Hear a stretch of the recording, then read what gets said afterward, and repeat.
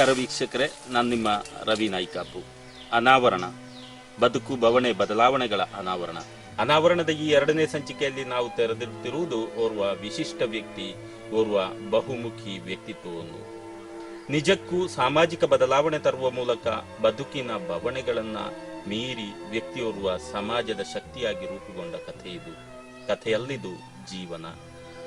ಆ ವ್ಯಕ್ತಿ ಯಾರು, ಆ ವ್ಯಕ್ತಿಯ ಬದುಕೇನು, ಆ ವ್ಯಕ್ತಿಯ ಬವಣೆ ಏನು, ಸಮಾಜದಲ್ಲಿ ಅವರು ತಂದ ಬದಲಾವಣೆಗಳೇನು, ಬನ್ನಿ ಅರಿಯೋಣ. ಮಕ್ಕಳು ತಮ್ಮ ಹೆತ್ತವರ ಸ್ಮರಣೆಯಲ್ಲಿ ಹಲವಾರು ಕಾರ್ಯಕ್ರಮಗಳನ್ನು ಸಂಘಟಿಸುವುದನ್ನು ಕಂಡಿದ್ದೇವೆ. ಅದು ಸಹಜ ಕೂಡ.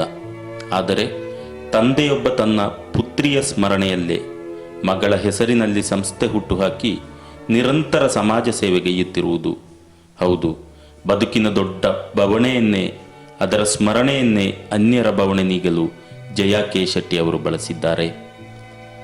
ಸಾಕಿ ಬೆಳೆಸಿದ ಮುದ್ದಿನ ಕುವರಿ, ತಂದೆಯ ಕರ್ತವ್ಯದಂತೆಯೇ ಉನ್ನತ ವ್ಯಾಸಂಗ ಕೊಡಿಸುತ್ತಾರೆ. ಪ್ರಾಯಕ್ಕೆ ಬಂದಾಗ ಯೋಗ್ಯ ಹುಡುಗನ ಕೈ ಹಿಡಿದು ಬಿಡುತ್ತಾರೆ. ತಮ್ಮ ದೊಡ್ಡದೊಂದು ಜವಾಬ್ದಾರಿ ನೆರವೇರಿತಲ್ಲ ಎಂಬ ಸಂತೋಷ ಜಯಾ ಕೆ ಶೆಟ್ಟಿ ದಂಪತಿಗೆ. ಆದರೆ ಸಂಭವಿಸಿದ್ದೇ ಬೇರೆ. ಆ ಸಂತೋಷಕ್ಕೆ ಆಯುಷ್ಯ ತೀರಾ ಕಮ್ಮಿಯಾಗಿತ್ತು. ತಾಯಿ ತಂದೆಯರ ಪಾದಕ್ಕೆ ನಮಸ್ಕರಿಸಿ ಅರ್ಧಾಂಗಿಯ ಕರ ಹಿಡಿದು ಹನಿಮೂನ್ ಆಚರಿಸಲು ಮೌರಿಷಿಯಸ್ಗೆ ತೆರಳಿದ ಕುವರಿ ಮಯೂರಿ ಮರಳಿ ಬಂದದ್ದು ನಿಶ್ಚೇತನಳಾಗಿ. ಅಂದು ವಿವಾಹದ 6ನೇ ದಿನ. ಮೌರಿಷಿಯಸ್ನ ವಾಟರ್ ಪಾರ್ಕ್ನಲ್ಲಿ ನೀರಾಡುತ್ತಿದ್ದಾಗ, ಆ ದಿನಗಳನ್ನು ಸವಿಯುತ್ತಿದ್ದಾಗ ಸಂಭವಿಸಿದ ದುರಂತ. ಜಯಣ್ಣ ದಂಪತಿಗಾದ ನೋವಿನ ಆಳವನ್ನು ಬಹುಶಃ ಅಕ್ಷರಗಳಲ್ಲೋ ಮಾತುಗಳಲ್ಲೋ ತೆರೆದಿಡಲು ಅಸಾಧ್ಯ. ರೋಗಗ್ರಸ್ತರಾದರು ಅವರು. ಆದರೆ ಆ ಬೇನೆಯನ್ನು ಬದುಕು ಪೂರ್ತಿ ಉಳಿಸುತ್ತಾ ಹೋಗುವುದರಿಂದ ಫಲವೇನು? ತನ್ನ ಇಡೀ ಜೀವನವನ್ನು ಸಮಾಜದ ಏಳ್ಗೆಗಾಗಿ ಮುಡಿಪಾಗಿರಿಸುವ ಆ ಒಡಲು ಸುಮ್ಮನಿರುವುದೇ? ತನ್ನ ಪುತ್ರಿಯ ಸ್ಮರಣೆ ಎಂದೆಂದೂ ಉಳಿಯಬೇಕು, ಅವಳ ಹೆಸರಿನಲ್ಲಿ ಒಂದಷ್ಟು ಮಂದಿಗೆ ನೆರವಾಗಬೇಕು ಎಂಬ ದೃಢ ಸಂಕಲ್ಪ ತೊಟ್ಟರು. ಹಾಗೆ ಅವರ ಚಿಂತೆಯು ಚಿಂತನೆಯಾಗಿ ಹರಿದಾಗ ಜನಿಸಿದ್ದೇ ಮೂಲ್ಕಿಯ ಮಯೂರಿ ಫೌಂಡೇಶನ್. 6 ವರ್ಷಗಳ ಹಿಂದೆ ಸ್ಥಾಪಿತವಾದ ಫೌಂಡೇಶನ್ ಇಂದು 100 ವರ್ಷಗಳ ಸೇವಾ ಸಾಧನೆ ಮಾಡಿದೆ ಎಂದರೆ ಅತಿಶಯೋಕ್ತಿಯಲ್ಲ. ಬಸವಳಿಯುತ್ತಿದ್ದ ಮೂಲ್ಕಿಯ ಸರ್ಕಾರಿ ಶಾಲೆಯನ್ನು ಮಯೂರಿ ಫೌಂಡೇಶನ್ ಮೂಲಕ ದತ್ತು ಸ್ವೀಕರಿಸಿದ ಜಯಾ ಕೆ ಶೆಟ್ಟಿ ಅವರು ಸದ್ರಿ ಶಾಲೆಗೆ ಆಡಳಿತಪೂರ್ಣ ಆರ್ಥಿಕ ನೆರವು ನೀಡತೊಡಗಿದರು. ಬಡ ಮಕ್ಕಳಿಗೆ ಕಲಿಕೋಪಕರಣ, ಸಮವಸ್ತ್ರ ವಿತರಣೆ, ವಿದ್ಯಾರ್ಥಿ ವೇತನ ನೀಡುವ ಮೂಲಕ ಉತ್ಕೃಷ್ಟ ಶಿಕ್ಷಣವನ್ನು ಕೊಡಮಾಡಿದರು. ಶಾಲೆಗೆ ಅಗತ್ಯ ಸೌಕರ್ಯಗಳನ್ನು, ಶಿಕ್ಷಕರಿಗೆ ಸೌಲಭ್ಯವನ್ನು ಪೂರ್ತಿಗೊಳಿಸಿದರು. ಒಂದೊಮ್ಮೆ ಬಡತನದ ಬೇಗುದಿಯಿಂದಾಗಿ ವ್ಯಾಸಂಗ ಅರ್ಧಕ್ಕೆ ಮೊಟಕುಗೊಳಿಸಿ ನೇಗಿಲು ಹೊರಬೇಕಾಗಿ ಬಂದಿದ್ದ ಈ ಹಳೆಯ ರೈತನು ಬಡ ಮಕ್ಕಳು ತನ್ನಂತೆ ಶಿಕ್ಷಣ ವಂಚಿತರಾಗಬಾರದೆಂಬ ಕನಸು ಕಂಡರು. ಅದನ್ನು ತನ್ನ ವ್ರತವನ್ನಾಗಿ ಸ್ವೀಕರಿಸಿದರು. ಹಾಗೆ ಸದ್ರಿ ಶಾಲೆಯಲ್ಲಿಂದು ಎಷ್ಟೋ ನಿರ್ಗತಿಕ ಪುಟಾಣಿಯರು ತಮ್ಮ ಸುಂದರ ಭವಿಷ್ಯವನ್ನು ರೂಪಿಸುತ್ತಲೇ ಇದ್ದಾರೆ. ಮೂಲ್ಕಿ ಆಸುಪಾಸಿನಲ್ಲಿ ಬಸ್ಸು ತಂಗುದಾಣಗಳ ವ್ಯವಸ್ಥೆ, ನೇತ್ರ ಚಿಕಿತ್ಸಾ ಶಿಬಿರಗಳು, ರಕ್ತದಾನ ಶಿಬಿರ, ಕುಡಿಯುವ ನೀರಿನ ವ್ಯವಸ್ಥೆ, ಆರಾಧನಾಲಯಗಳ ಸೌಕರ್ಯ ಅಭಿವೃದ್ಧಿ. ಓರ್ವ ವ್ಯಕ್ತಿಯು ಸಮಾಜದ ಶಕ್ತಿಯಾಗಿ ರೂಪುಗೊಂಡಿರುವಂಥ ತನ್ನ ಬದುಕನ್ನೇ ಆಧರಿಸಿ ಎಳವೆಯರಿಗೆ ಉಪಯುಕ್ತವಾದ ಬದುಕಲು ಕಲಿಯಿರಿ ಎಂಬ ನಿರಂತರ ಪ್ರವಚನ ಸರಣಿ. ಹೀಗೆ ಮುಂದುವರಿದಿದೆ ಮಯೂರಿ ಫೌಂಡೇಶನ್ನ ಕೈಂಕರ್ಯಗಳು. ಫೌಂಡೇಶನ್ನ ಹೆಸರಿನಲ್ಲಿ ನಾಡಿಗೊಂದು ಭವ್ಯ ಸಭಾಂಗಣವನ್ನು ಸಮರ್ಪಿಸುವ ಹೆಬ್ಬಯಕೆ ಈ ಮಾನವತಾವಾದಿಯದ್ದು. ಅದಕ್ಕಾಗಿ ಈಗಾಗಲೇ ಸ್ಥಳ ಖರೀದಿ ಮಾಡಿ ಕಾದಿರಿಸಿದ್ದಾರೆ. ಫೌಂಡೇಶನ್ ಬಗೆಗಿನ ಹೃದಯಾಂತರಾಳದ ಮಾತುಗಳನ್ನು ಅವರಿಂದಲೇ ಕೇಳೋಣ. ವಿವೇಕಾನಂದ ಹೇಳಿದ್ರು, ಅದಕ್ಕೆ ಸರಿಯಾದ ಮತ್ತೊಂದು ಪೂಜೆ ಇಲ್ಲ, ಆತ್ಮ ಪೂಜೆಗಿಂತ ದೊಡ್ಡ ಪೂಜೆ ಇಲ್ಲ ಅಂತ ಹೇಳಿದ್ರು. ಅಂದರೆ ಅದು ಅಲ್ಟಿಮೇಟ್ ನಾಲೆಜ್. ಕಟ್ಟ ಕಡೆಯ ನಾವು ಈ ವೇದಾಂತ, ಉಪನಿಷತ್ತು, ಭಗವದ್ಗೀತೆ ಎಲ್ಲ ಓದಿ ಕೊನೆಗೆ ನಾವು ಬರುವುದಲ್ಲಿಗೆ ಎಲ್ಲಿಗೆ? ಒಳ್ಳೆಗೆ. ಶರೀರ ಮನೋಬುದ್ಧಿಗಳನ್ನು ಬಿಟ್ಟು ನಮ್ಮ ಶರೀರದಿಂದ ನಮ್ಮಿಂದ ಅದನ್ನು 3 ಬೇರ್ಪಡಿಸಬೇಕು. ನಾನು ಶರೀರ ಅಲ್ಲ, ನಾನು ಮನಸ್ಸಲ್ಲ, ನಾನು ಬುದ್ಧಿ ಅಲ್ಲ, ಮತ್ತೆ ನಾನು ಯಾರು? ಅವನೇ ಆತ್ಮ. ನಮ್ಮಿಂದ ಮಾಡಿಸುವ ಆ ನಾನು ಎನ್ನುವುದು ಉಂಟಲ್ಲ, ಅವನು ಸಾಕ್ಷಾತ್ ಪರಮಾತ್ಮ. ಭಗವದ್ಗೀತೆ ಮೊನ್ನೆ ಉಪನಿಷತ್ತಿನ ಪ್ರವಚನ ಇತ್ತು ಇಲ್ಲಿ ಬಪ್ಪನಲ್ಲಿ. ಅವರು ಹೇಳಿದ್ರು, ನೀನು ಯಾರು? ಸಾಕ್ಷಾತ್ ಭಗವಂತ. ಇದು ಕಟ್ಟ ಕಡೆಯ ಜ್ಞಾನ, ಅಲ್ಟಿಮೇಟ್ ನಾಲೆಜ್.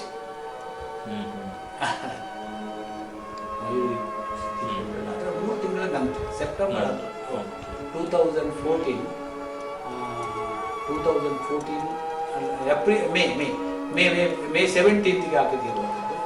ಮದುವೆ ಆದದ್ದು 11ಕ್ಕೆ. ಅನಂತರ ನಾನು ಹಾಸ್ಪಿಟಲಿಂದ ಬಂದದ್ದು ಸೆಪ್ಟೆಂಬರ್ 15ಕ್ಕೆ ನಾನು ಅಡ್ಮಿಟ್ ಆದದ್ದು. ಹಾಸ್ಪಿಟಲಿಂದ ಮನೆಗೆ ಬಂದದ್ದು ಅಕ್ಟೋಬರ್ 29ಕ್ಕೆ ಲಾಸ್ಟಿಗೆ. ಇದು ಒಂದು ಘಟನೆ ಆಯಿತು. ಆ ಘಟನೆಯ ಫಲಿಸುವ ನನಗೆ ಇದು ಪ್ರೇರಣೆ ಆಯಿತು. ಮುಂಬೈಯಲ್ಲಿ ಬಹಳಷ್ಟು ನಿನ್ನಿಂದ ದೇವರು ಮಾಡಿಸಿದ್ದಾನೆ, ಆದರೆ ಅಲ್ಲಿ ಹೋಗು, ನಿನ್ನ ತಾಯಿಯ ಊರಲ್ಲಿ ಮಾಡು, 100% ಸಕ್ಸಸ್. ಹೋಗಿ ಎಲ್ಲಿಯಾದರೂ ಕೇಳಿ, ನಮ್ಮ ಮಯೂರಿ ಮನೆಯಲ್ಲಿದ್ದಾಳೆ. ಇದು ಕಾರ್ಯಕ್ರಮ, ಸಂಘಟನೆ, ಸಾಮಾಜಿಕ ಮತ್ತು ನಮ್ಮ ಮಕ್ಕಳಿಗೆ ಶಿಕ್ಷಣ ಕ್ಷೇತ್ರದಲ್ಲಿ ಮಕ್ಕಳಿಗೆ ಸಹಾಯ ಮಾಡ್ತೇವೆ, ಸ್ಕಾಲರ್ಶಿಪ್ ಕೊಡ್ತೇವೆ, ಮತ್ತು ಮಕ್ಕಳನ್ನು ಪುರಸ್ಕಾರ ಕೊಡ್ತೀವಿ. ಈಗ ತಾನೇ ಅಕ್ಟೋಬರ್ನಲ್ಲಿ 40 ಶಾಲೆ, ಕಾಲೇಜು ಮತ್ತು ಜೂನಿಯರ್ ಕಾಲೇಜಿನ ಮಕ್ಕಳನ್ನು ಫಸ್ಟ್ ಬಂದವರನ್ನು ಇಲ್ಲಿ ತೆಗೆದು ಅವರಿಗೆ ಎಂಕರೇಜ್ ಕೊಟ್ಟು ಸ್ವಲ್ಪ ಹಣ ಕೂಡ ಕೊಟ್ಟು ಅವರನ್ನು ಸಾರ್ವಜನಿಕವಾಗಿ ಅವರಿಗೆ ಗೌರವ ಮಾಡಿದ್ದು. ಮತ್ತು ಬಡ ಮಕ್ಕಳಿಗೆಲ್ಲ ಹಣ ಕೊಡ್ತೇವೆ. ಇದು ನೋಡಿ, ಆ ಮಾನಂಪಾಡಿ ಆ ಶಾಲೆಯನ್ನು ನಾವು ಅಡಾಪ್ಟ್ ಮಾಡಿ ಅಲ್ಲಿ ಬೇಕಾದಷ್ಟು ಫೆಸಿಲಿಟೀಸ್ ಕೊಟ್ಟಿದ್ದೀವಿ. ಮಾನಂಪಾಡಿ ಅಂದರೆ ಆ ಶಾಲೆಯನ್ನು ಬೋರ್ಡ್ ಮಾಡಿ ಅಲ್ಲಿ ಇದುಂಟು, ಕಂಪ್ಯೂಟರ್ ಲ್ಯಾಬ್ ಎಲ್ಲ ಮಾಡಿ ಕೊಟ್ಟಿದ್ದೀವಿ. ಮತ್ತು ಅದಕ್ಕೆ ಬೇಕಾದ ಎಲ್ಲ ಸಾಮಗ್ರಿ, ಮಾಡರ್ನ್ ಇದು ಲ್ಯಾಬ್, ಇದು ಟಾಯ್ಲೆಟ್ಸ್, ಹೆಣ್ಣು ಮಕ್ಕಳಿಗೆ ಗಂಡು ಮಕ್ಕಳಿಗೆ ಅದನ್ನೆಲ್ಲ ನಾವು ಮಾಡಿಕೊಟ್ಟಿದ್ದೇವೆ. ಶಾಲೆಗೆ ಹಣ ಕೊಟ್ಟಿದ್ದೇವೆ. ಟೀಚರಿಗೆ ಸಂಬಳ ಕೊಡಲಿಕ್ಕೆ ಅದೆಲ್ಲ ಈ ಟ್ರಸ್ಟಿನಿಂದ ಆಗ್ತದೆ. ನಮಗೆ ಟ್ರಸ್ಟಿನಲ್ಲಿ ಅದರಲ್ಲಿ ಏನು ಇನ್ಕಮ್ ಇಲ್ಲ. ನಮ್ಮ ಇನ್ಕಮನ್ನೇ ಹಾಕಿ ನಾವು ಅಲ್ಲಿ ಕೆಲಸ ಮಾಡ್ತೀವಿ. ಯಾಕಂದರೆ ದೈವಿ ಪ್ರೇರಣೆ ಅದು. ಅನಂತರ ನೋಡಿ, ಬಸ್ ಸ್ಟ್ಯಾಂಡಲ್ಲಿ ಆಗಿದೆ ಒಂದು, ಅದು ಮಾಡಿದ್ದೇವೆ. ಮತ್ತು ಬ್ಲಡ್ ಡೊನೇಷನ್ ಕ್ಯಾಂಪ್ಸ್ ರೆಗ್ಯುಲರ್ 1 ವರ್ಷಕ್ಕೊಮ್ಮೆ ಐ ಚೆಕಪ್ ಮಾಡಿ ಚಸ್ಮೆ ವಿತರಣೆ ಮಾಡೋದು. ಮತ್ತು ಪಬ್ಲಿಕ್ ಯುಟಿಲಿಟಿ, ಬಪ್ಪನಾಡಿನಲ್ಲಿ ನೋಡಿ, ಪಬ್ಲಿಕ್ ಯುಟಿಲಿಟಿ ಚಪ್ಪಲಿ ಇಡಲಿಕ್ಕೆ, ಅಲ್ಲಿ ಪಾದರಕ್ಷೆ ಇಡಲಿಕ್ಕೆ ಇರಲಿಲ್ಲ. ವಿಷಯವಾದ ಕೆಲಸ ಅಂತ ಹೇಳಿ ಸತ್ಸಂಗ, spiritual talk every year organise ಮಾಡ್ತೇನೆ. ನಾನೀಗ ಹೇಳೋದು ಇಲ್ಲಿದ್ದು ಕೆಲಸ, ಅಲ್ಲಿಂದ ನಾನು ಹೇಳಿಲ್ಲ, ಅದು ಬಹಳ ತಯಾರಾಗಬಹುದು. ಅದಕ್ಕೆ ಬೇಕಾದಷ್ಟು ಅದು ದೊಡ್ಡ ಹಿಸ್ಟ್ರಿ ಉಂಟು ಅದಕ್ಕೆ. ಇದು ನಾನು ಹೇಳೋದು Mayuri foundation is here. Mayuri foundation found ಆದದ್ದು ಇಲ್ಲಿ. ಇದು ನನ್ನ ತಾಯಿಯ ಊರು. ಈ ಊರಿನಲ್ಲಿ ಏನಾದರೂ ಸೇವೆ ಮಾಡಬೇಕು ಅಂತ ಹೇಳಿ ಮಾಡಿದ್ದು, ಗೊತ್ತಾಯ್ತಲ್ಲ.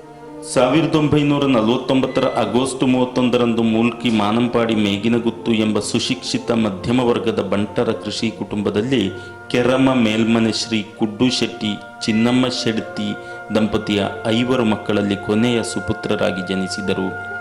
ತಂದೆ ಪಾರಂಪರಿಕ ಕೃಷಿಕ, ಅಲ್ಪ ಜಮೀನು ಅವರಿಗಿತ್ತು. ಮಕ್ಕಳಿಗೆ ಯಾವುದಕ್ಕೂ ಕೊರತೆ ಇಲ್ಲದೆ ಬೆಳೆಸುತ್ತಿದ್ದರು.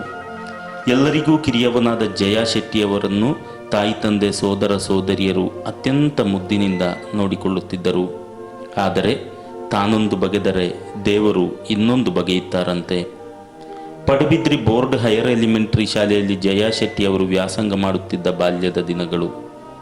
ಆಕಸ್ಮಿಕವಾಗಿ ತಂದೆ ಕುಡ್ಡು ಶೆಟ್ಟಿಯವರು ಮರಣವಪ್ಪುತ್ತಾರೆ. ಮನೆಯ ಆಧಾರ ಸ್ತಂಭವೇ ಕಳಚಿ ಬಿದ್ದ ಅವಸ್ಥೆ. ತಾಯಿ, 3 ಸಹೋದರಿಯರ ಕುಟುಂಬ. ಬಾಲಕರಾದ ಜಯಾ ಶೆಟ್ಟಿ ಹಾಗೂ ಅವರ ಅಣ್ಣ ಮಾತ್ರ ಗಂಡಾಗಿ ಉಳಿದಿದ್ದರು. ಬದುಕೆಂಬ ಬಂಡಿ ಮುಂದಕ್ಕೋಡುವುದು ಅಸಾಧ್ಯವೆಂಬ ದಯನೀಯ ಸ್ಥಿತಿ. ಗಂಡು ಮಕ್ಕಳನ್ನು ಶಾಲೆ ಬಿಡಿಸುವುದು ಆ ಅಮ್ಮನಿಗೆ ಅನಿವಾರ್ಯವಾಯಿತು. ಹಾಗೆ ಕಲಿಯುವ ಹಂಬಲವಿದ್ದರೂ ಕಲಿಕೆ ಕೈ ಬಿಡಬೇಕಾಗಿ ಬಂದ ಜಯಾ ಶೆಟ್ಟಿಯು ತನ್ನ 7 ಕೈಗಳಲ್ಲಿ ನೇಗಿಲನ್ನು ಹೊರತೊಡಗಿದರು. ಕುಲ ಕಸುಬನ್ನು ವರ್ಷಗಳ ಕಾಲ ಮುಂದುವರಿಸಿ ಕುಟುಂಬ ನಿರ್ವಹಣೆಗೆ ಆಧಾರವಾದರು. ಕಾಯಕದಲ್ಲಿ ಅವರು 100% ಪ್ರಯತ್ನಶಾಲಿ. ಹಾಗೆ ಶ್ರೇಷ್ಠ ಕೃಷಿಕನೆಂಬ ಹೆಗ್ಗಳಿಕೆಗೆ ಪಾತ್ರರಾದರು. ಒಂದು 5-6 ವರ್ಷ ಒಬ್ಬ ರೈತನಾಗಿ ನಾನು ಸಣ್ಣ ಪ್ರಾಯದಲ್ಲಿ ಕೆಲಸ ಮಾಡಿದೆ ಮನೆಯಲ್ಲಿ. ಅಂದರೆ ರೈತನಾಗಿ ನಮ್ಮ ಮನೆಯಲ್ಲಿ ಯಜಮಾನ. ಅನಂತರ ವಿದ್ಯಾವಿಹೀನಂ ಪಶು ಸಮಾನ, ವಿದ್ಯೆ ಇಲ್ಲದ್ರೆ ಮನುಷ್ಯ ಪಶುವಿಗೆ ಸಮಾನ ಎನ್ನುವಂಥ ಆ ಒಂದು ಗೊತ್ತಾಯಿತು ನನಗೆ. ಅದರಿಂದ ನಾನು ಮುಂಬೈಗೆ ಹೋದೆ. ಅಲ್ಲಿ ರಾತ್ರಿ ಶಾಲೆಯಲ್ಲಿ ನಾನು ಕಲಿತೆ. ಕರ್ನಾಟಕ ಧರ್ಮಾರ್ಥ ರಾತ್ರಿ ಶಾಲೆ ಅಂತ. ಆ ಸಾವಿರಾರು ಬಡ ಮಕ್ಕಳಿಗೆ ಇಲ್ಲಿಂದ ಹೋದವರಿಗೆ ಅಲ್ಲಿ ವಿದ್ಯಾದಾನ ಮಾಡಿದಂಥ ಒಂದು ಸಂಘಟನೆ ಬಂಟರ ಸಂಘದಿಂದ ನಡೆಸಲ್ಪಡ್ತಿತ್ತು. ಅಲ್ಲಿ ನಮ್ಮವರೆಲ್ಲ ಕೆಲಸ ಮಾಡ್ತಿದ್ರು, ನಮ್ಮ ಮಾವ, ಅಣ್ಣ ಎಲ್ಲ ಸಾಮಾಜಿಕ ಸೇವೆ. ಆ ನಂತರ ನಾನು ಕಲಿಯಲಿಕ್ಕೆ ಹೋದೆ, ಅಲ್ಲಿ ವಿದ್ಯೆ ಪಡೆಯಲಿಕ್ಕೆ ಹೋದೆ. ಅದರಲ್ಲಿ ನಾನು ಯಶಸ್ವಿಯಾದೆ. ನಾನು ಎಲ್ಲ ಅಂದರೆ ನನ್ನನ್ನು ಒಬ್ಬ ಒಳ್ಳೆಯ ಮೆರಿಟೋರಿಯಸ್ ಸ್ಟೂಡೆಂಟ್ ಎನ್ನುವಂಥ ಒಂದು ಇದು ಬಂತು. ಶಾಲೆಯಲ್ಲಿ ಕೂಡ ನನ್ನನ್ನು ಸೆಲೆಕ್ಟ್ ಮಾಡಿದರು. ಕಾಲೇಜಿಗೆ ನಂತರ ಕರ್ನಾಟಕ ನಾನು ಎಲ್ಲ ರಾತ್ರಿ ಶಾಲೆಗಳಲ್ಲಿ ಫಸ್ಟ್ ಬಂದೆ. ಆನಂತರ ನನಗೆ ಮೆರಿಟಿನಲ್ಲಿಯೇ ಕಾಲೇಜಿಗೆ ಅಡ್ಮಿಷನ್ ಸಿಕ್ಕಿತು ಅಂತ. ಅನಂತರ ನನ್ನ ವಿದ್ಯೆ ಎಲ್ಲ ಮುಗಿದ ನಂತರ ನನ್ನ ಮನಸ್ಸು ಸಮಾಜ ಸೇವೆ ಕಡೆಗೆ ಹೆಚ್ಚೆಚ್ಚಾಗಿ ಒಲವಾಯಿತು. ಆದರೆ ಸಾಕಷ್ಟು ಕಲಿಯಲಾಗಲಿಲ್ಲವೆಂಬ ಕೊರಗು ಅವರನ್ನು ಕಾಡುತ್ತಲೇ ಇತ್ತು. ಬೇಸಾಯದಲ್ಲಿ ಆಸಕ್ತಿ ಇದ್ದರೂ ಏನೋ ಏಕಾಂಗಿತನ ಅವರನ್ನು ಕಾಡುತ್ತಿತ್ತು. ತನ್ನ ಬದುಕು ಹೀಗಲ್ಲ, ಹೀಗಾಗಬಾರದು ಎಂಬ ಪ್ರಜ್ಞೆ ಮೂಡುತ್ತಿತ್ತು. ವಿದ್ಯಾವಿಹೀನಂ ಪಶು ಸಮಾನಂ ಎಂಬ ನಾಣ್ಣುಡಿ ಅವರನ್ನು ಕಾಡುತ್ತಿತ್ತು. ಹಾಗೆ ತನ್ನ 18ರ ಹರೆಯದಲ್ಲಿ, ಅಂದರೆ ಅದೇನೋ ಕರೆಗೆ ಹೋಗೊಟ್ಟವರಂತೆ 1967ರಲ್ಲಿ ಮಾಯಾನಗರಿ ಮುಂಬೈಗೆ ಗಾಡಿಯೇರಿದರು. ಇನ್ನಷ್ಟು ಕಲಿಯಬೇಕು, ಆ ಮೂಲಕ ಸಮಾಜಕ್ಕೆ ಏನನ್ನಾದರೂ ಮಾಡಬೇಕೆಂಬ ಗುರಿ ಅವರಲ್ಲಿತ್ತು. ಮುಂಬೈ ನಗರದ ಬೀದಿಗಳಲ್ಲಿ ಓಡಾಡಿದರು. ಸಣ್ಣ ಪುಟ್ಟ ಕೆಲಸ ಮಾಡುತ್ತಾ ಅಲ್ಲಿನ ಕರ್ನಾಟಕ ಧರ್ಮಾರ್ಥ ರಾತ್ರಿ ಶಾಲೆಯಲ್ಲಿ ಹೈಸ್ಕೂಲ್ ವ್ಯಾಸಂಗ ಮುಂದುವರಿಸಿದರು. ಅಕಾಡೆಮಿಕ್ ವ್ಯಾಸಂಗ ಜೊತೆಗೆ ಸಂಗೀತದ ಅಭಿರುಚಿಯನ್ನು ಮೈಗೆ ಅಂಟಿಸಿಕೊಂಡಿದ್ದರು. ಕಥೆ ಕವನ ಬರೆಯುತ್ತಿದ್ದರು. ಸುಶ್ರಾವ್ಯವಾಗಿ ಭಾವಗೀತೆ ಹಾಡುತ್ತಿದ್ದರು. ಭಾಷಣ ಕಲೆಯಲ್ಲಿ ವಿಶೇಷ ಸಾಮರ್ಥ್ಯ ಮೈಗೂಡಿಸಿಕೊಂಡು ಅನೇಕ ಬಹುಮಾನಗಳನ್ನು ಗಳಿಸಿದರು. ರಾತ್ರಿ ಶಾಲೆಯಲ್ಲಿ ಪ್ರಥಮ ರ್ಯಾಂಕಿನೊಂದಿಗೆ SSLC ಪೂರ್ತಿಗೊಳಿಸಿದ ಹುಡುಗ ಮುಂದೆ ಛಲ ಬಿಡದೆ ವಿದ್ಯಾರ್ಜನೆಗೈದು ಮುಂಬೈ ವಿಶ್ವವಿದ್ಯಾನಿಲಯದಿಂದ ಅತ್ಯಧಿಕ ಅಂಕಗಳೊಂದಿಗೆ BCom ಪದವಿಯನ್ನು ಪೂರ್ತಿಗೊಳಿಸಿ IIBCಯಲ್ಲಿ ಉನ್ನತ ಉದ್ಯೋಗ ದೊರಕಿಸಿಕೊಂಡರು. ಈ ಮಧ್ಯೆ ಬಂಟ ಕುಟುಂಬದ ಯುವತಿಯನ್ನು ಬಾಳ ಸಂಗಾತಿಯಾಗಿ ಸ್ವೀಕರಿಸಿದ ಅವರಿಗೆ ಮೋನಿಶಾ ಹಾಗೂ ಮಯೂರಿ ಎಂಬ ಇಬ್ಬರು ಹೆಣ್ಮಕ್ಕಳು ಜನಿಸಿದರು.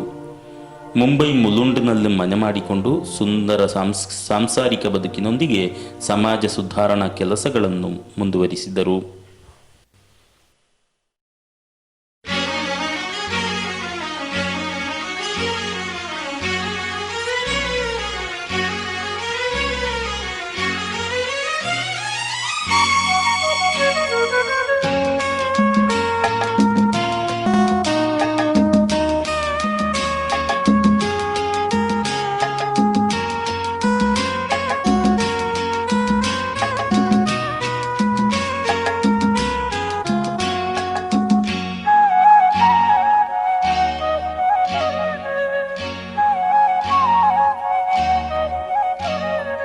ಅರಳಿ ನಿಂತೆ ನಗುವಿನಂತೆ, ಅರಳಿ ನಿಂತೆ ನಗುವಿನಂತೆ, ಹಸಿರು ಉಟ್ಟ ಬಳ್ಳಿ ತೊಟ್ಟ, ಹಸಿರು ಉಟ್ಟ ಬಳ್ಳಿ ತೊಟ್ಟ ಹೆಸರಿನಂತೆ.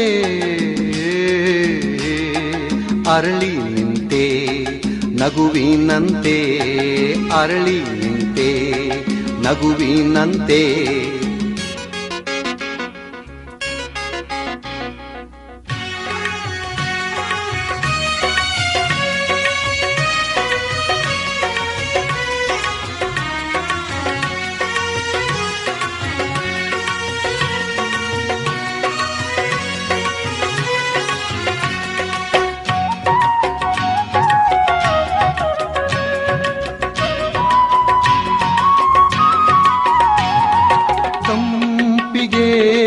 ಇರುಳಲು ಕಣ್ಣು, ತಾರೆಗೆ ನೆರಳಿನ ಬೆನ್ನು, ತಂಪಿಗೆ ಇರುಳಲು ಕಣ್ಣು, ತಾರೆಗೆ ನೆರಳಿನ ಬೆನ್ನು. ಪ್ರೀತಿಗೋ ನೋವಿನ ಹೆರಳು, ಪ್ರೀತಿಗೋ ನೋವಿನ ಹೆರಳು, ನನಗೋ ನಿನ್ನ ಒಲವಿನ ಕೊರಳು. ಅರಳಿ ನಿಂತೆ ನಗುವಿನಂತೆ, ಅರಳಿ ನಿಂತೆ ನಗುವಿನಂತೆ.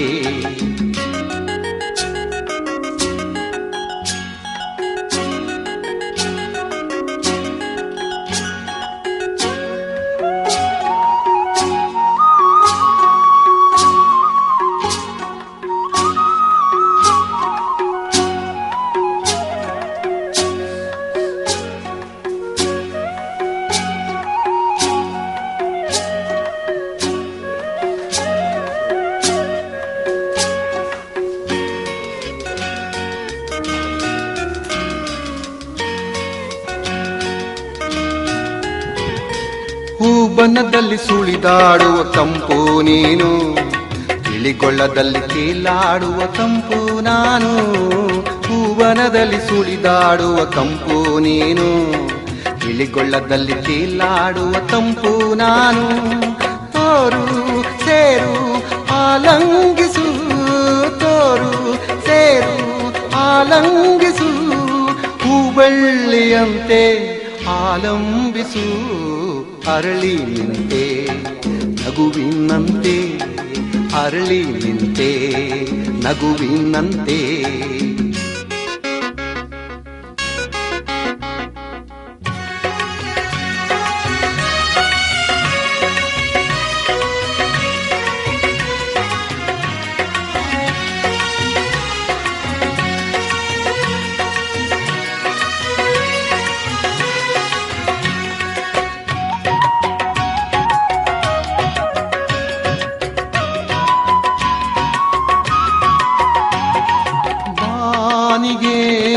ಮಲ್ಲಿಗೆ ಮುಗಿಲು ಬಳ್ಳಿಗೆ ಹೂವಿದೆ ನಗಲು, ಬಾನಿಗೆ ಮಲ್ಲಿಗೆ ಮುಗಿಲು ಬಳ್ಳಿಗೆ ಹೂವಿದೆ ನಗಲು.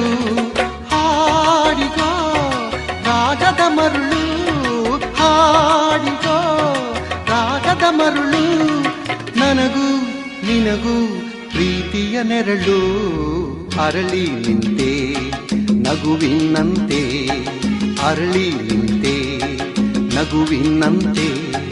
ಹಸಿರು ಹುಟ್ಟ ಬಳ್ಳಿ ತೊಟ್ಟ, ಹಸಿರು ಹುಟ್ಟ ಬಳ್ಳಿ ತೊಟ್ಟ ಹೆಸರಿನಂತೆ.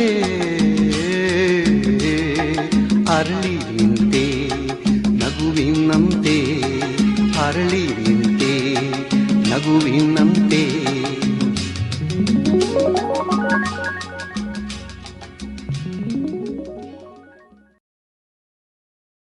ಶಿಕ್ಷಣ ಮುಗಿಸುತ್ತಲೇ ಕರ್ನಾಟಕ ಧರ್ಮಾರ್ಥ ರಾತ್ರಿ ಶಾಲೆಯ ಹಳೆ ವಿದ್ಯಾರ್ಥಿ ಸಂಘದ ಆಡಳಿತ ಸಮಿತಿ ಸದಸ್ಯನಾಗಿ, ಮುಂದೆ ಅದರ ಕಾರ್ಯದರ್ಶಿ ಉಪಾಧ್ಯಕ್ಷನಾಗಿ ಹಲವಾರು ವರ್ಷ ಸೇವೆ ಸಲ್ಲಿಸಿದ್ದಾರೆ. ತಾನು ಕಲಿತ ಕರ್ನಾಟಕ ಧರ್ಮಾರ್ಥ ರಾತ್ರಿ ಶಾಲೆ ಮತ್ತು ನಿತ್ಯಾನಂದ ರಾತ್ರಿ ಶಾಲೆಯ ಆಡಳಿತ ಸಮಿತಿ ಸದಸ್ಯ, ಗೌರವ ಕಾರ್ಯದರ್ಶಿ, ಕಾರ್ಯಾಧ್ಯಕ್ಷನಾಗಿ ಸೇವೆ ಸಲ್ಲಿಸಿ ಶಾಲೆಯ ಋಣ ತೀರಿಸುವ ಪ್ರಯತ್ನ ಮಾಡಿದ್ದಾರೆ. ತನ್ನ ಕಷ್ಟದ ಜೀವನವೇ ತನ್ನನ್ನು ಸಮಾಜ ಸೇವೆಯತ್ತ ಆಕರ್ಷಿಸುತ್ತೆಂಬ ಅವರ ಮಾತು ಈ ಸಮಾಜಕ್ಕೊಂದು ನೀತಿ ಪಾಠವೇ ಹೌದು. ವಿದ್ಯೆಯನ್ನು ಪಡೆದ ಶಾಲೆಗೆ ಕೊಡಬೇಕು ಅಂತ ಆ ಶಾಲೆಯಲ್ಲಿ ಬೇರೆ ಬೇರೆ ಇದರಲ್ಲಿ ಕೆಲಸ ಮಾಡಿ ನಂತರ ನಾನು ಆ ಶಾಲೆಯ ಚೇರ್ಮನೂ ಆದೆ. ಆ ಶಾಲೆಯನ್ನು ಮಕ್ಕಳು ಕಡಿಮೆ ಆದರು ಅಂತೇಳಿ ಮತ್ತೊಂದು ಕಡೆಗೆ ಶಿಫ್ಟ್ ಮಾಡಿ ಕೂಡ ನನ್ನ ಚೇರ್ಮನ್ಶಿಪ್ನಲ್ಲಿ ಆಯಿತು. ಅದ ನಂತರ ಬಂಟರ ಸಂಘ, ಮತ್ತು ಈ ಬಂಟರ ಸಂಘ ಅಂದರೆ ನಮ್ಮ ಬಂಟರ ಒಂದು ದೊಡ್ಡ ಸಂಘಟನೆ. ಆ ಕಾಲದಲ್ಲಿ ಬಹಳ ಸಣ್ಣದಿತ್ತು. ಆದರೆ ಆ ಸಂಘಟನೆಯಲ್ಲಿ ನನಗೆ ದುಡಿಯುವ ಅವಕಾಶ ಸಿಕ್ಕಿತು. ಹಾಗೆ ಸಮಾಜಕ್ಕೆ ಬಂಟ್ ಸೆಂಟರ್ ಎನ್ನುವಂಥ ಒಂದು ದೊಡ್ಡ ಕಟ್ಟಡವನ್ನು ಸಮಾಜಕ್ಕೆ ಅರ್ಪಿಸುವಂಥ ಭಾಗ್ಯ ನನಗೆ ದೇವರು ಕೊಟ್ಟರು. ಬಹಳ ದೊಡ್ಡದು. ಅಲ್ಲಿ ಕಾಲೇಜ್ ಇದೆ, ರಾತ್ರಿ ಕಾಲೇಜ್ ಇದೆ, ಮತ್ತು ಪ್ರೊಫೆಷನಲ್ ಕೋರ್ಸಸ್ ನಡೀತದೆ, ಮತ್ತು ಕೆಳಗೆ ದೊಡ್ಡ ಒಂದು ಆಡಿಟೋರಿಯಂ ಇದೆ. ಅದು ಬಹಳ ಗೌರವಾನ್ವಿತ ಒಂದು ಆಡಿಟೋರಿಯಂ ಅಂತ ನವಿ ಮುಂಬೈಯಲ್ಲಿ. ಮುಂಬೈ ಕನ್ನಡಿಗರ ಶತಮಾನದ ಉತ್ಸವವನ್ನು ಕಯ್ಯಾರ ಕಿಞ್ಞಣ್ಣರಯ್ಯವರ ಅಧ್ಯಕ್ಷತೆಯಲ್ಲಿ ಆಯೋಜನೆ. ಮುಂಬೈಯಲ್ಲಿ 20ನೇ ಶತಮಾನದ ಕೊನೆಯಲ್ಲಿ ಕನ್ನಡ ನಾಡು ನುಡಿಯನ್ನು ಬೆಳೆಸಿದ ವಿಭಿನ್ನ ಕ್ಷೇತ್ರದ 39 ಜನ ಸಾಧಕರಿಗೆ ಶತಮಾನದ ಪ್ರಶಸ್ತಿಯೊಂದಿಗೆ ಗೌರವ. ಕವಿಗಳಿಗೆ ಶತಮಾನದ ಪ್ರಶಸ್ತಿ ನೀಡಿದ ಕೀರ್ತಿ ಅವರಿಗೆ. ಗುರುದೇವ ಸೇವಾ ಬಳಗದ ಮೂಲಕ ಹಲವಾರು ಧಾರ್ಮಿಕ ಕಾರ್ಯಕ್ರಮಗಳು ಹಾಗೂ ಸಾಂಸ್ಕೃತಿಕ ಕಾರ್ಯಕ್ರಮಗಳ ಆಯೋಜನೆ. ಮುಂಬೈ ಮಹಾನಗರದಲ್ಲಿ ಪ್ರಥಮವಾಗಿ ಕನ್ನಡಿಗರ ಭಜನಾ ಸ್ಪರ್ಧೆಯನ್ನು ಏರ್ಪಡಿಸಿ ಚಿನ್ಮಯ ಮಿಷನ್ನ ಮೂಲಕ ಹಲವಾರು ಜ್ಞಾನ ಯಜ್ಞಗಳನ್ನು ಆಯೋಜಿಸುವುದರಲ್ಲಿ ಮತ್ತು ಬಿಲ್ಲವರ ಅಸೋಸಿಯೇಷನ್ನ ಅಧ್ಯಕ್ಷ ಜಯ ಕೆ ಸುವರ್ಣರಿಗೆ ಶತಮಾನದ ಶ್ರೇಷ್ಠ ಸಮಾಜ ಸೇವಾ ಪ್ರಶಸ್ತಿಯನ್ನು ನೀಡಿದರು. ಯಕ್ಷಭಾರತಿ ಕಾರ್ಯಕ್ರಮದ ಮೂಲಕ ವೈವಿಧ್ಯಮಯ ಯಕ್ಷ ಪ್ರದರ್ಶನ ಆಯೋಜನೆ. ಯಕ್ಷಕ್ಷೇತ್ರದಲ್ಲಿ ಜೀವನವನ್ನೇ ಸವೆದ ಯಕ್ಷ ಕಲಾವಿದರಿಗೆ ಯಕ್ಷಭಾರತಿ ಜೀವಮಾನ ಸಾಧನಾ ಪ್ರಶಸ್ತಿ. ಕಾವ್ಯಭಾರತಿ ಕಾರ್ಯಕ್ರಮದ ಮೂಲಕ ಬಹುಭಾಷೀಯ ಕವಿ ಸಮ್ಮೇಳನದ ಆಯೋಜನೆ. ವೈವಿಧ್ಯಮಯ ಸಾಂಸ್ಕೃತಿಕ ಕಾರ್ಯಕ್ರಮಗಳ ಆಯೋಜನೆ ಮತ್ತು ಕನ್ನಡ ಭಾಷೆ ಹಾಗೂ ಸಂಸ್ಕೃತಿಯನ್ನು ಉಳಿಸಿ ಬೆಳೆಸಿದ ಕವಿ ಮತ್ತು ಸಾಹಿತಿಗಳಿಗೆ ಕಾವ್ಯ ಭಾರತಿ ಜೀವಮಾನ ಸಾಧನಾ ಪ್ರಶಸ್ತಿ ವಿತರಣೆ. ನೃತ್ಯ ಭಾರತೀಯ ಮೂಲಕ ರಾಷ್ಟ್ರೀಯ ಮಟ್ಟದ ನೃತ್ಯ ಸಮ್ಮೇಳನವನ್ನು ಆಯೋಜಿಸಿ ರಾಷ್ಟ್ರ ಮಟ್ಟದ ನೃತ್ಯ ಗುರುಗಳಿಂದ ಶಾಸ್ತ್ರೀಯ ನವರಸ ನೃತ್ಯ ಪ್ರದರ್ಶನ, ನೃತ್ಯ ಸ್ಪರ್ಧೆ ಹಾಗೂ ಹಿರಿಯ ನೃತ್ಯ ಗುರುಗಳಿಗೆ ರಾಷ್ಟ್ರ ಮಟ್ಟದ ನೃತ್ಯ ಭಾರತಿ ಜೀವಮಾನ ಸಾಧನಾ ಪ್ರಶಸ್ತಿ ವಿತರಣೆ. ಸಂಘ ಭಾರತೀಯ ಮೂಲಕ ಮುಂಬಯಿಯ ವಿವಿಧ ಕನ್ನಡ ಸಂಘ ಸಂಸ್ಥೆಗಳ ಸಮ್ಮೇಳನದ ಆಯೋಜನೆ, ಸಂಘಟನೆ ಹಾಗೂ ಸಂಘ ಶಕ್ತಿಯ ಬಗ್ಗೆ ಸಂಪನ್ಮೂಲ ವ್ಯಕ್ತಿಗಳಿಂದ ಸೆಮಿನಾರ್ನ ಆಯೋಜನೆ. ಮುಂಬಯಿಯ 50 ವರ್ಷಕ್ಕೂ ಮೇಲ್ಪಟ್ಟ ಹಳೆಯ ಕನ್ನಡ ಸಂಘಟನೆಗಳಿಗೆ ಸಂಘ ಭಾರತಿ ಗೌರವ ಪುರಸ್ಕಾರದೊಂದಿಗೆ ಪ್ರಶಸ್ತಿ ಸನ್ಮಾನ. ವಿಭಿನ್ನ ಸಂಘಟನೆಗಳಲ್ಲಿ ತನ್ನ ಜೀವನವನ್ನು ಸವೆಸಿದ ಸಾಧಕರಿಗೆ ಸಂಘ ಭಾರತಿ ಜೀವಮಾನ ಸಾಧನಾ ಪ್ರಶಸ್ತಿ ವಿತರಣೆ. ವಿವಿಧ ಭಾರತೀಯ ಮೂಲಕ ಭಾರತೀಯ ಜಾನಪದ ನೃತ್ಯ ಪ್ರದರ್ಶನಗಳ ಆಯೋಜನೆ, ವಿವಿಧ ಭಾರತಿ ಜೀವಮಾನ ಸಾಧನಾ ಪ್ರಶಸ್ತಿ. ವಿಶ್ವಭಾರತೀಯ ಮೂಲಕ ವಸುದೈವ ಕುಟುಂಬಕಂ ವಿಶ್ವಮಟ್ಟದ ಸಾಂಸ್ಕೃತಿಕ ಕಾರ್ಯಕ್ರಮಗಳ ಆಯೋಜನೆ. ರಾಷ್ಟ್ರಮಟ್ಟದಲ್ಲಿ ವಿಭಿನ್ನ ಸಾಮಾಜಿಕ ಕ್ಷೇತ್ರದಲ್ಲಿ ಸಾಧನೆ ಮಾಡಿದ ಡಾಕ್ಟರ್ ಡಿ ವೀರೇಂದ್ರ ಹೆಗ್ಗಡೆ ಅವರಿಗೆ ಬಸವೇಶ್ವರ ಮುಕುಟ ಸನ್ಮಾನ ಹಾಗೂ 1 ಲಕ್ಷ ರೂಪಾಯಿ ಪ್ರಶಸ್ತಿ ಧನದೊಂದಿಗೆ ಸೇವಾ ಭಾರತ ಪುರಸ್ಕಾರ. ಜಾತಿ, ಭಾಷೆ, ಮತ, ಪಂಥ ಹಾಗೂ ಪ್ರಾಂತ್ಯಗಳ ಭೇದವಿಲ್ಲದೆ ಹಲವಾರು ಕನ್ನಡ ಸಂಘಗಳ ಸದಸ್ಯರಾಗಿ ಸಕ್ರಿಯ ಸೇವೆ ಸಲ್ಲಿಸಿದ್ದಾರೆ.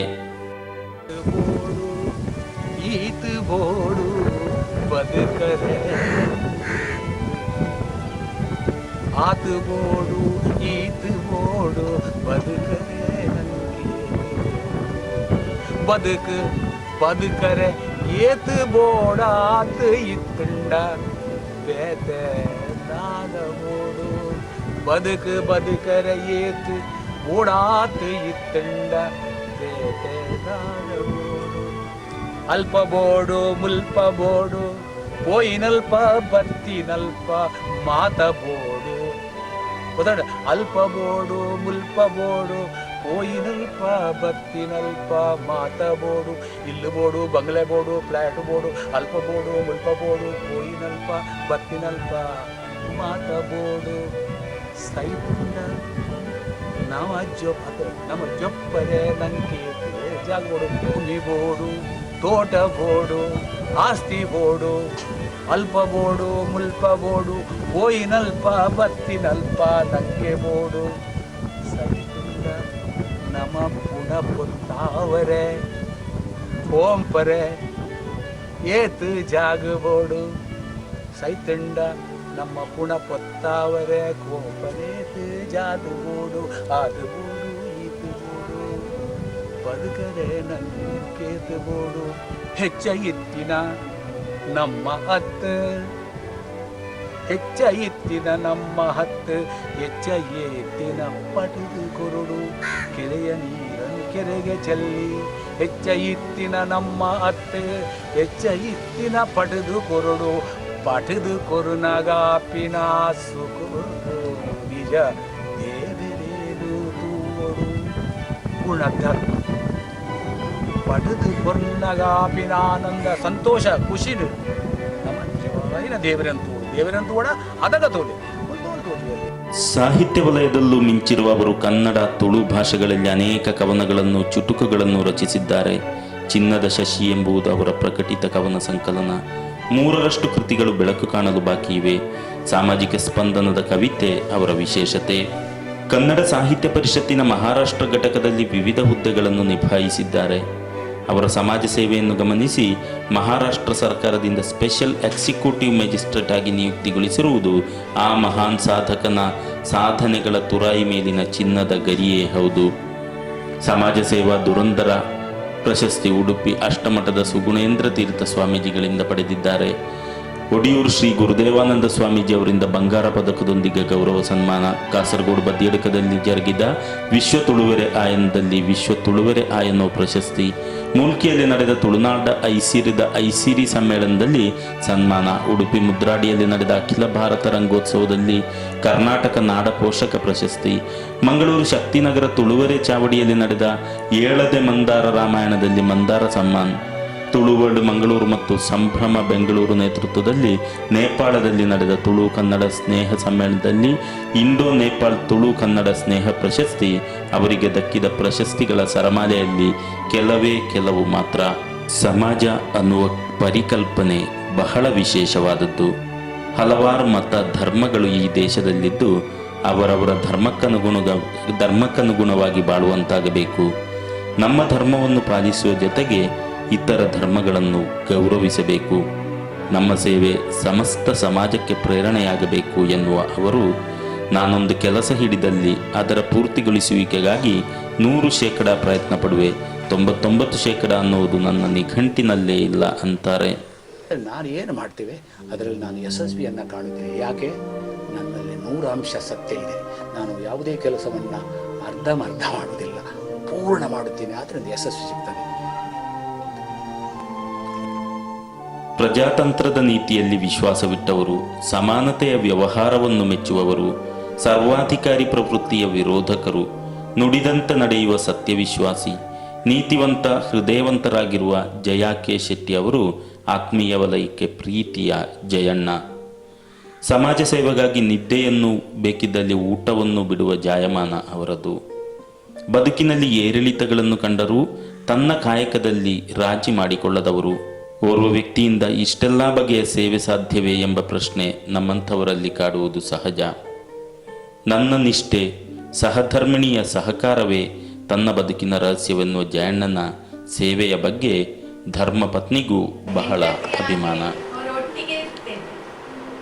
ಹಿಂದಿಯಲ್ಲಿ ಸಾಥ್ ಹೇಳ್ತಾರಲ್ಲ ಹಾಗೆ, ಮತ್ತೇನು ಹೆಚ್ಚಿಲ್ಲ. ಅದೇ ನನ್ನ ಕ್ವಾಲಿಫಿಕೇಶನ್. ಒಟ್ಟಿಗೆ ಇರ್ತೇನೆ. ಅವರಿಗೆ ಏನಾದರೂ ಬೇಕಾದ್ರೆ ಹೆಲ್ಪ್ ಹಾಗೆ ಎಲ್ಲ ಒಟ್ಟಿಗೆ ಇರ್ತೇನೆ. ಅಂದ್ರೆ ಮನೆಯಲ್ಲಿ, ಹೊರಗೆ ಅಲ್ಲ, ಮನೆಯಲ್ಲಿ ಏನಾದರೂ ಬೇಕಾದ್ರೆ ನನ್ನ ಹೆಲ್ಪ್. ಕ್ಷಣಿಕವಾಗಿ ಇದು ನನ್ನ ಕರ್ತವ್ಯ, ಅವಳೇ ನನ್ನಿಂದ ಮಾಡಿಸಿದ್ದಾಳೆ. ನಾನು ಮಾಡಲಿಲ್ಲ. ಒಂದು ದೇವರು ಮಾಡಿದ್ದು ಮಾಡೋದು, ಮತ್ತೊಂದು ಅವಳು ಮಾಡಿದ್ದು. ಆದ್ರಿಂದ ನನ್ನ ಎಲ್ಲ ಒಳ್ಳೆದಿನ ಕೆಲಸದಲ್ಲಿ ಸಂಪೂರ್ಣ ಪಾಲು ಅವಳ ನನ್ನ ಸತ್ಯ. ಇದು ಮಾತ್ರ ನಾನು ಅವಳಿಗೆ ಹೇಳುವ ಅವಕಾಶ ನನಗೆ ಸಿಗಲಿಲ್ಲ. ನಿಮ್ಮ ನಾವು ದೇವರೇ ನಂಬುದು, ಅಂದ್ರೆ ನಾನು ಅಂತ ಇರುವುದಿಲ್ಲ. ನಾವು ಅದು ದೇವರೇ ಮಾಡಿಸಿದ್ದಾರೆ ಅಂತ ನಾವು ಇರ್ತೇವೆ. ಅದರಿಂದ ಹೇಳದಿದ್ರು ನಮ್ಗೆ ನಡೀತದೆ. ಅಂದ್ರೆ ದೇವರಲ್ಲಿ ಇರ್ತೇವೆ ಅಲ್ಲ, ದೇವರೇ ನಮ್ಮಿಂದ ಮಾಡಿಸಿದ್ದಾರೆ, ನಮ್ಮ ಕರ್ತವ್ಯ ಇದೆ, ಹಾಗೆ ನಾವು ಇರ್ತೇವೆ. ನಮ್ಗೆ ಹೇಳಬೇಕಂದ್ರೆ ಹೇಳ್ಬೇಕು ಗಂಡ ಅದರ ಬಗ್ಗೆ. ಹಾಗೆ ಹೀಗೆ ಬಹುಮುಖ ಪ್ರತಿಭೆಯ, ಹೃದಯ ಶ್ರೀಮಂತಿಕೆಯ, ಪ್ರೀತಿ ವಿಶ್ವಾಸದ ಗೌರವಪೂರ್ಣ ವ್ಯಕ್ತಿತ್ವ ಶೆಟ್ಟರದ್ದು. ಕವಿ ಮನಸ್ಸಿನ ಪ್ರಾಂಜಲ ಚಿತ್ತದ ಜಯಣ್ಣನವರಿಂದ ಸಮಾಜಕ್ಕೆ ಇನ್ನಷ್ಟು ಕೊಡುಗೆ ದೊರಕುವಂತಾಗಲಿ, ಮತ್ತಷ್ಟು ಅವರ ಆರೋಗ್ಯ ಸುಧಾರಿಸಲಿ ಎಂದು ಪ್ರಾಮಾಣಿಕವಾಗಿ ಪ್ರಾರ್ಥಿಸುತ್ತಾ ಇದು ಈ ಹೊತ್ತಿನ ಅನಾವರಣ. ಮುಂದಿನ ವಾರ ಮತ್ತೋರ್ವ ಅತಿಥಿಯೊಂದಿಗೆ ಭೇಟಿಯಾಗೋಣ. ನಾನು ರವಿ ನಾಯ್ಕಾಪು. ವಂದನೆಗಳು.